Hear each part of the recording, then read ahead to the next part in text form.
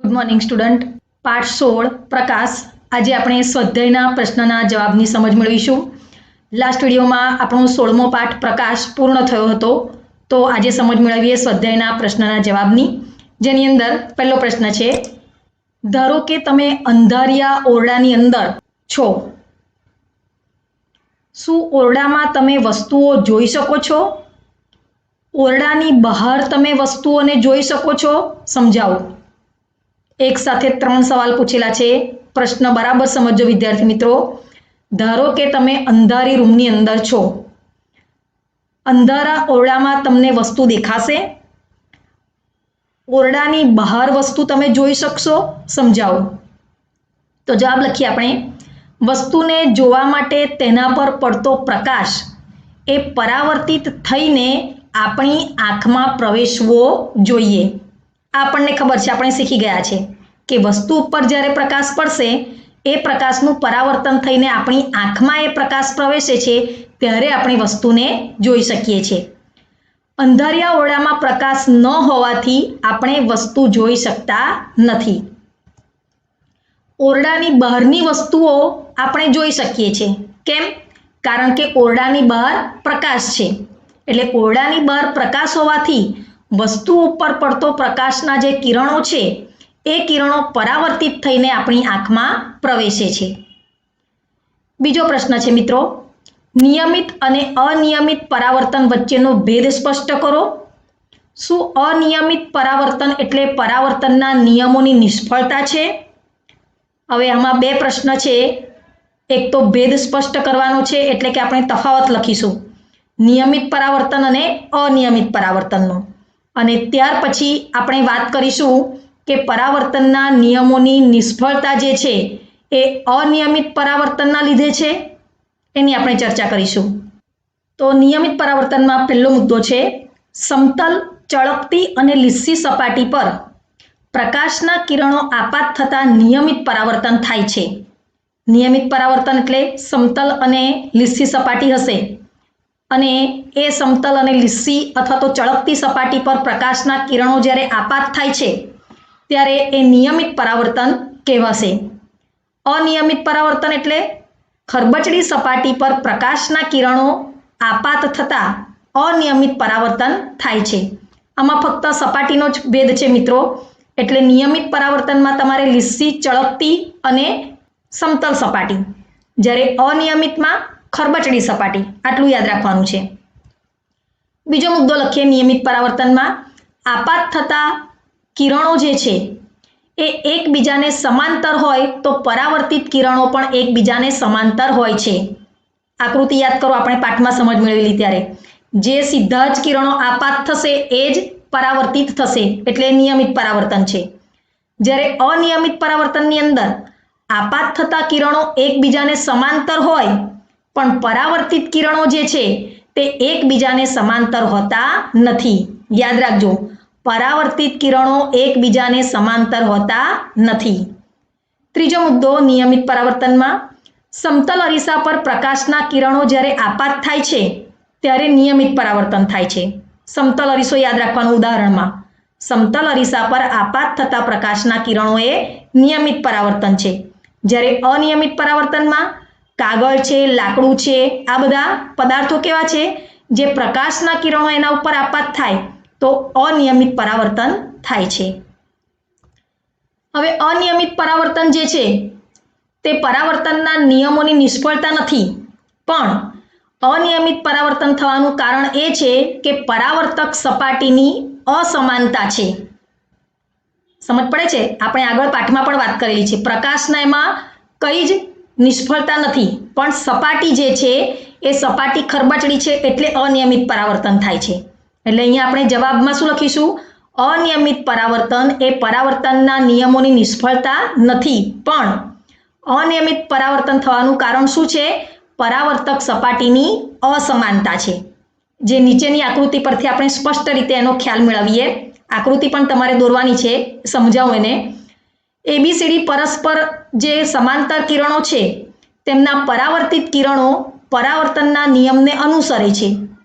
સપાટી ખરબચડી હોવાથી પરાવર્તિત કિરણો એકબીજાને સમાંતર નથી. આ રીતે તમે જોઈ શકો છો, તમે અહીંયા આપાત થતા કિરણો, આ એરો જુઓ, A, B, C અને D, આપાત થતા કિરણો સમાંતર જ છે, પણ સપાટી અહીંયા અસમાન છે, એટલે કે ખરબચડી છે, એટલે પરાવર્તિત કિરણો, આ બાજુ આગળ એરો બતાવેલો છે તે, આ પરાવર્તિત કિરણો અસમાન છે, અસ્તવ્યસ્ત છે, એટલે સમાંતર નથી. પ્રશ્ન 3, નીચેના પ્રત્યેક પર પ્રકાશનું બિંબ અથડાય ત્યારે પરાવર્તન નિયમિત થશે કે અનિયમિત થશે? તે પ્રત્યેકની સામે તમારા ઉત્તરની યથાર્થતા ચકાસવાની છે. એટલે આપણને પ્રશ્ન આપેલો છે અને એ પ્રશ્ન પરથી આપણને પરાવર્તન નિયમિત થશે કે નહીં એ જવાબ સહિત લખવાનું છે. ચકચકિત લાકડાના ટેબલ પરથી નિયમિત પરાવર્તન થશે. કેમ? કારણ કે ટેબલની સપાટી સમતલ અને ચકચકિત છે. એટલે જવાબમાં અહીંયા આપણે કારણ સહિત લખીશું કેમ આવું થાય છે. ફરી વખત, ચકચકિત લાકડાના ટેબલ પરથી નિયમિત પરાવર્તન થશે. આપણને ખબર છે સપાટી લીસી, ચળકતી અથવા ચકચકિત હશે તો નિયમિત પરાવર્તન થાય છે. શેના કારણે? કારણ કે ટેબલની સપાટી સમતલ છે અને ચકચકિત છે. બીજું, ચોકના ભૂક્કા પરથી અનિયમિત પરાવર્તન થાય છે. કારણ? ચોકના ભૂક્કાની સપાટી અસમતલ છે, એટલે કે સપાટ નથી. ત્રીજું, કાર્ડબોર્ડની સપાટી પરથી અનિયમિત પરાવર્તન થાય છે. કારણ? તેની સપાટી ખરબચડી છે. ચોથું, પાણી ફેલાયેલા આરસના ભોંયતળિયા પરથી નિયમિત પરાવર્તન થશે. કારણ કે તે અરીસાની જેમ વર્તે છે. આરસ તમે જોયેલો છે, એની સપાટી એકદમ લીસી હોય છે અને એના ઉપર પાણી ઢોળાય એટલે પાણી પારદર્શક છે પાછું. એટલે પાણી ફેલાયેલું જે આરસનું ભોંયતળિયું અને એના પરથી નિયમિત પરાવર્તન કેમ થશે? કારણ કે તે અરીસાની જેમ વર્તે છે. પાંચમું, અરીસાથી નિયમિત પરાવર્તન થશે. કારણ કે તેની સપાટી સમતલ અને ચકચકિત છે, અથવા તો લીસી છે, એ પણ લખી શકો તમે. છઠ્ઠું, કાગળના ટુકડા પરથી અનિયમિત પરાવર્તન થશે. કારણ કે એની સપાટી અસમતલ છે. પ્રશ્ન 4, પરાવર્તનના નિયમો જણાવો. 2 પરાવર્તનના નિયમ છે જે આપણે આગળ સમજ મેળવેલી છે. પહેલું છે, આપાત કોણ અને પરાવર્તન કોણના માપ સમાન હોય છે. દાખલા તરીકે ખૂણો I બરાબર ખૂણો R આકૃતિમાં આપેલું છે. બીજું, આપાત કિરણ આપાત બિંદુની સપાટીએ દોરેલો લંબ અને પરાવર્તિત કિરણ આ એક જ સમતલમાં છે. પ્રશ્ન 5, આપાત કિરણ, પરાવર્તિત કિરણ અને આપાત બિંદુએ સપાટીને દોરેલો જે લંબ છે એ એક જ સમતલમાં છે તે દર્શાવતી એક પ્રવૃત્તિ દર્શાવો. આ પ્રકાશના પરાવર્તનનો નિયમ છે અને એ નિયમ ઉપરથી તમને એક પ્રવૃત્તિ લખવા માટે કહે છે. તો આપણે ઉદાહરણ સહિત માહિતી મેળવીએ. એની પ્રવૃત્તિમાં એક સફેદ કાર્ડ પેપર ટેબલ પર એવી રીતે ગોઠવવાનું છે કે જેથી તેનો થોડોક ભાગ ટેબલની ધારની બહારની બાજુએ રહે.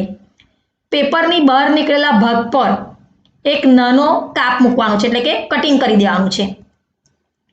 એક સરખા દાંતાવાળો કાંસકો લેવાનો છે અને તેના મધ્ય ભાગ સિવાયના બધા જ દાંતા કાળા કાગળની પટ્ટી વડે બંધ કરી દેવાના છે અને કાંસકાને પેપર પર લંબ રૂપે રહે તે રીતે પકડવાનો છે. કાંસકાની એક બાજુથી દાંતામાંથી ટોર્ચ દ્વારા પ્રકાશ ફેંકવાનો છે. ટોર્ચ અને કાંસકાને એવી રીતે ગોઠવો કે જેથી કાંસકાની બીજી બાજુએ પેપર પર પ્રકાશનું કિરણ જોઈ શકાય. પ્રકાશના કિરણના માર્ગમાં એક સમતલ અરીસાની પટ્ટી મૂકવાની છે. પરાવર્તિત કિરણ એમાંથી જોવાનું છે, જે પેપરના ટેબલની બહાર રાખેલા ભાગ પર પણ દેખાય છે. હવે પેપરના બહાર નીકળેલા ભાગને તમારે વાળી દેવાનો છે અને વાળેલા ભાગ પર પરાવર્તિત કિરણ દેખાય છે કે નહીં તેનું અવલોકન કરવાનું છે. પરાવર્તિત કિરણ વાળેલા ભાગ પર દેખાશે નહીં. વાળેલા ભાગને પાછો મૂળ સ્થિતિમાં લાવો તો તમને પરાવર્તિત કિરણ જોવા મળશે. આ પ્રવૃત્તિ દ્વારા નિર્ણય લઈ શકાય કે આપાત કિરણ આપાત બિંદુએ દોરેલો લંબ અને પરાવર્તિત કિરણ એક જ સમતલમાં છે. આ તમે આકૃતિ જોઈ શકો છો. આ સમતલ અરીસો મૂકેલો છે. અહીંયા કાર્ડ પેપરની ઉપર અહીંયાથી એને કાપી નાખેલું છે, વચ્ચે કાંસકો છે અને ટોર્ચમાંથી પ્રકાશ પસાર કરવામાં આવે છે તે બતાવેલું છે. બીજી આકૃતિમાં જ્યારે વાળી દેવામાં આવે છે ત્યારે આપણને એ જોઈ શકાતું નથી તે દર્શાવેલું છે. જ્યારે ખોલી કાઢીએ છીએ ત્યારે આપાત થયેલું જે કિરણ પરાવર્તિત પામે છે તે આપણે જોઈ શકીએ છીએ.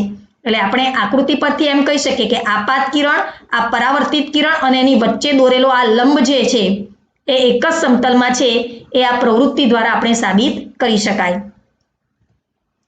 પ્રશ્ન 6 છે ખાલી જગ્યા મિત્રો. એક જ સમતલ અરીસાની સામે 1 મીટર દૂર ઊભેલી વ્યક્તિ પોતાના પ્રતિબિંબથી ખાલી જગ્યા દૂર દેખાય છે. સમતલ અરીસાની સામે તમે ઊભા રહો છો 1 મીટર દૂર, તો પ્રતિબિંબ એનું જે છે તે તમને 2 સેન્ટીમીટર દૂર દેખાશે, એટલે કે ડબલ અંતર ખાસ યાદ રાખજો. એટલે ખાલી જગ્યામાં લખીશું 2 મીટર આપણને દૂર દેખાય છે. બીજી ખાલી જગ્યા છે, કોઈ સમતલ અરીસાની સામે ઊભા રહીને તમે તમારા જમણા હાથથી ખાલી જગ્યા કાનને સ્પર્શો તો અરીસામાં એવું લાગશે કે તમારો જમણો કાન ખાલી જગ્યા હાથથી સ્પર્શ્યા છે. અરીસામાં આપણને ખબર છે ઊભા રહીને જો તમે જમણા હાથથી ડાબા કાનને સ્પર્શશો તો અરીસામાં એવું દેખાશે કે જમણો કાન જે છે તે ડાબા હાથથી સ્પર્શ્યો છે. પ્રતિબિંબ આપણને ઉલટું મળે છે એટલા માટે. એટલે જમણો હાથ ઊંચો કરો તો તમને ડાબો દેખાશે, એના જેવું જ છે. એટલે ખાલી જગ્યામાં લખીશું પહેલા ડાબા અને પછી જમણો કાન એ ડાબા હાથથી સ્પર્શો છો. ત્રીજી ખાલી જગ્યા છે, જ્યારે તમે ઝાંખા પ્રકાશને જુઓ છો ત્યારે કીકીનું કદ વધે છે. ઝાંખા પ્રકાશમાં આપણે સ્પષ્ટ રીતે જોઈ શકતા નથી મિત્રો, એટલે આપણે જ્યારે એને સ્પષ્ટ રીતે જોવા પ્રયત્ન કરીએ છીએ ત્યારે કીકીનું કદ શું થાય છે? વધે છે. ચોથું, નિશાચરોને સળીકોષ કરતા શંકુકોષ ખાલી જગ્યા હોય છે. જે નિશાચર પક્ષી છે જે રાતના જોઈ શકે છે એ નિશાચર પક્ષીઓના સળીકોષ કરતા શંકુકોષો એ લોકોમાં ઓછા હોય છે. ત્યાર પછી પ્રશ્ન 7 અને પ્રશ્ન 8માં વિકલ્પ પસંદ કરીને લખવાના છે. એમાં પ્રશ્ન 7 જોઈએ, આપાત કોણ અને પરાવર્તન કોણ હંમેશા સરખા હોય છે? હંમેશા, ક્યારેક, ચોક્કસ પરિસ્થિતિમાં કે ક્યારેય નહીં. આપાત કોણ જેટલો હોય તેટલો જ પરાવર્તન કોણ મળે છે. પરાવર્તનનો નિયમ યાદ કરો, આપાત કોણ અને પરાવર્તન કોણના માપ સરખા હોય છે. જવાબ શું આવશે?